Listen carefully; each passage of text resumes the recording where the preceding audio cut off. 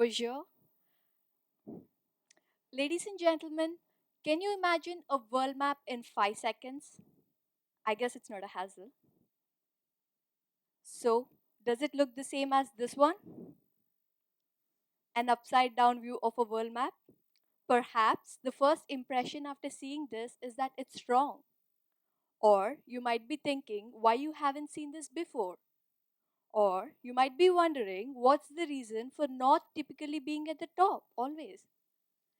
If we look further into this might change your perception in respective to the relative status of the countries. For example, South America suddenly looks big out of nowhere. South Africa and Middle East dwarfs the complete European continent, placing UK, USA, Europe at the bottom of the map subconsciously takes away their status. Ladies and gentlemen, good evening. Wake up and smell the coffee. World out there is completely different from our perceptions, just like the map here. Our perceptions and reality are completely different. My question is, are our perceptions always right? Are we viewing our life in the right perspective? How many times have you thought in a day why I'm in a job that I'm already doing? Or why are we even studying? Is there a life outside job, money, studies, or a daily routine? I would like to ask you, when was the last time you felt your own heartbeat? When was the last time you felt your own breath? When was the last time you saw the stars? When was the last time you stopped seeing all the small things in life? We should remember it's always the smallest things that bring the greatest joy in our life. But we overlook them, most of them, and most of the time. Are we missing out on the essence of the life, focusing more on our monotonous jobs and stressing ourselves? Ladies and gentlemen, I would like to tell you a story about 6,000 destitute women living in a place called Vrindavan in the northern part of India. Shunned from the city, they flock to this place to live. In search of peace and happiness, they come here and they spend their living by begging and on donations of others. But they still have a happy life. They sing and dance every day in the nearby temples of Vrindavan. In most parts of India, I don't know if you know, but if your husband dies, you are ill treated and you're not respected by your own daughters and sons. Yet, even in that situation, they still have fun in their lives by dancing and singing. I'm not comparing our lives with them, but all I wanted to say is how even the smallest things like singing and dancing in life, which we often forget to do in our busy lives, make them happy. So, if we rethink, or before that, these are the widows of Vrindavan and they sing and dance. Yeah.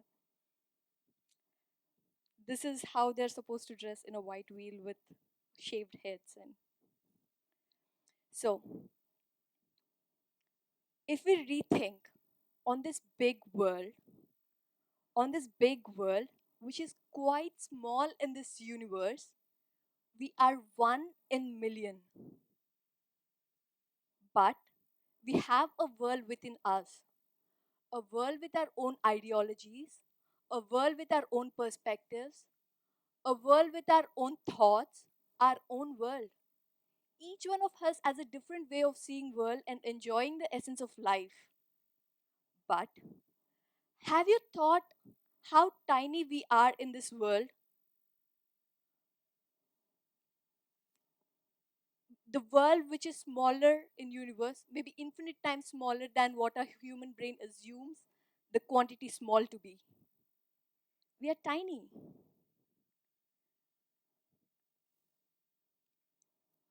Ladies and gentlemen, What we always see is our gigantic problems, innumerous sorrows, and we put ourselves into stressful situations like, I'm not smart enough, I don't have a good job, I'm not earning enough, I don't have friends.